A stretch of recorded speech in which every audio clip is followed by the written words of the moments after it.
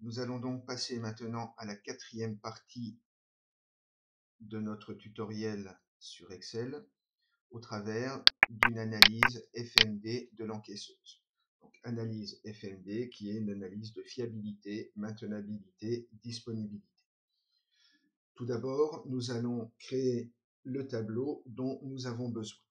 Donc, nous allons avoir besoin, bien entendu, des sous-systèmes. Nous allons avoir besoin de la somme des temps d'arrêt, qui va être le critère de non-disponibilité de notre machine, puisque plus notre machine est à l'arrêt et moins elle est disponible. Nous allons avoir besoin du nombre d'interventions ou le nombre de pannes. Ce critère est un critère de non-fiabilité, puisque plus une machine a de pannes et moins elle est fiable. Et nous allons déterminer aussi la moyenne des temps d'arrêt. La moyenne des temps d'arrêt qui va être le critère de maintenabilité, puisque plus on met de temps à effectuer une intervention et moins notre système est maintenable. Donc j'ai tapé mes quatre titres, donc je vais les mettre en gras et je vais ajuster automatiquement mes largeurs de colonne.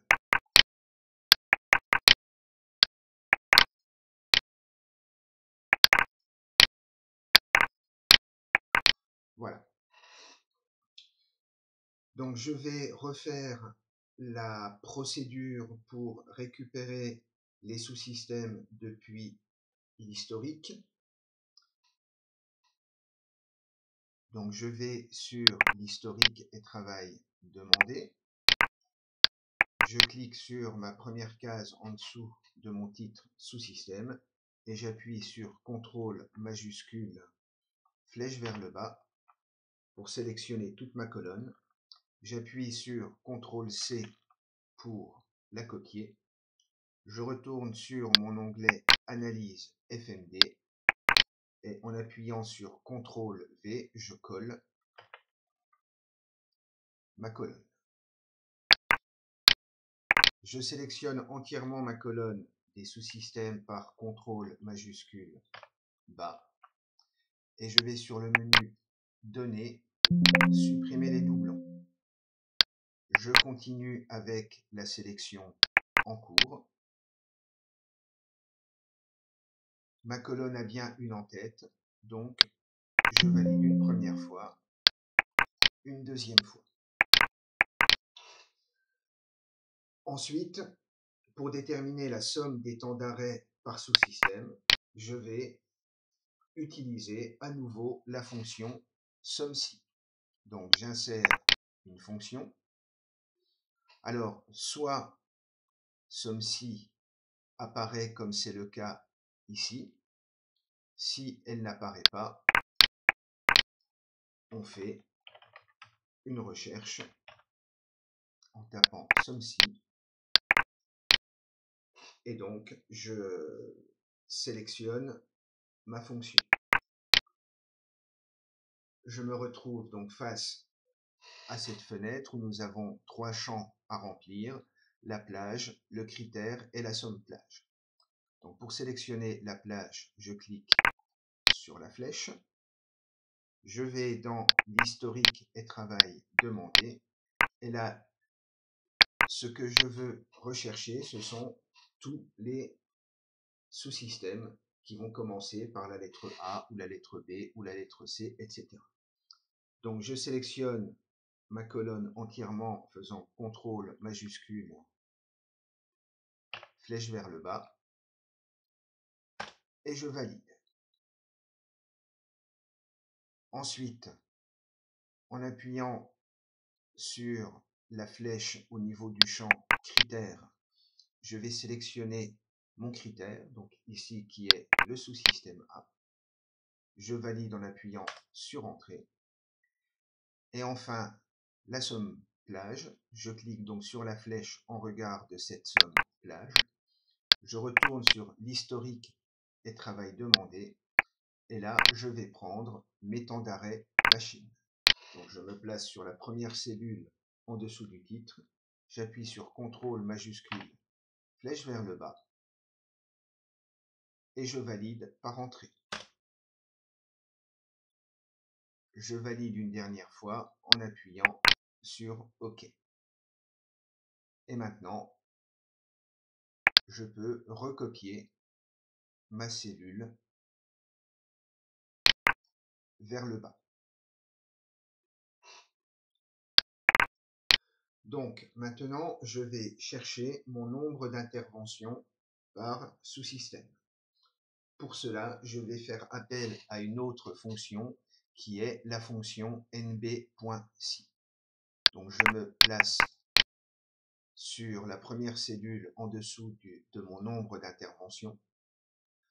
Je vais utiliser à nouveau l'outil insérer une fonction et je vais chercher la fonction nb.si. Elle apparaît en premier sur ma liste de recherche. Je valide et là je constate que je n'ai que deux champs à remplir, la plage et le critère. Donc je clique sur la flèche au niveau de la plage, je vais dans mon historique et je vais sélectionner, comme précédemment, la colonne de tous mes sous-systèmes. Donc je me positionne sur la cellule juste en dessous de mon titre, j'appuie sur les touches CTRL majuscule, flèche vers le bas pour sélectionner ma colonne et j'appuie sur Entrée. La sélection de mon critère se fait toujours en appuyant sur cette flèche et je vais sélectionner ici mon sous-système A. Et je valide en appuyant sur Entrée et je valide à nouveau. Comme pour la somme des temps d'arrêt, là je peux étirer ma formule. Il me reste à calculer la moyenne des temps d'arrêt. Eh bien, la moyenne des temps d'arrêt est égale à la somme des temps d'arrêt divisé par le nombre d'interventions. C'est une formule toute simple. Donc, pour mon sous-système A, ma moyenne des temps d'arrêt est égale à 100,85 divisé par 114. Et je valide. Donc là, j'ai une moyenne des temps d'arrêt avec trop de décimales, donc je vais les réduire. Donc je me rends sur le menu Accueil et je vais réduire le nombre de décimales pour le laisser à 2. Et ensuite, je peux étirer ma formule. Donc maintenant, je vais mettre en forme mon tableau. Je vais d'abord faire un tri personnalisé pour trier par la somme des temps d'arrêt du plus grand au plus petit, c'est-à-dire par ordre décroissant. Voilà qui est fait. Ensuite, je vais quadriller tout mon tableau, le remplir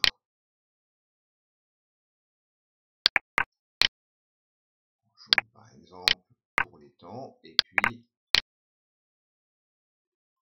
en vert pour les titres. Il nous reste à tracer le graphe FMD. Alors, deux possibilités.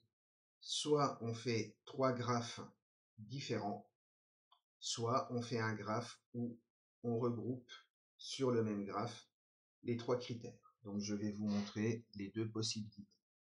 Donc le plus simple est le graphe qui regroupe les trois critères. Donc là, je sélectionne mon tableau, je vais dans le menu Insertion et je prends un graphique type histogramme. Donc, en cliquant dans la zone graphique, je peux le renommer par exemple en analyse FMD. L'avantage de ce graphique, c'est qu'il regroupe toutes les données sur le même graphe, mais ce n'est pas parfois toujours lisible. Donc on peut faire un graphe par critère. Donc je vais d'abord faire le graphe par rapport à la somme des temps d'arrêt.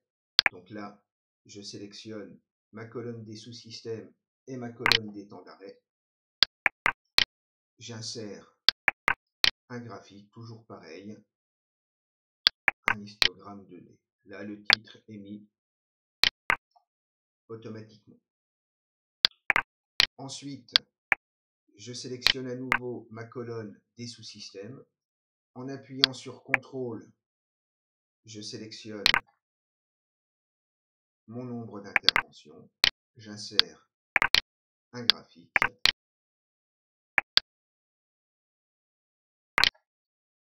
Et puis, pour ma moyenne des temps d'arrêt, je sélectionne ma colonne des sous-systèmes. J'appuie sur CTRL.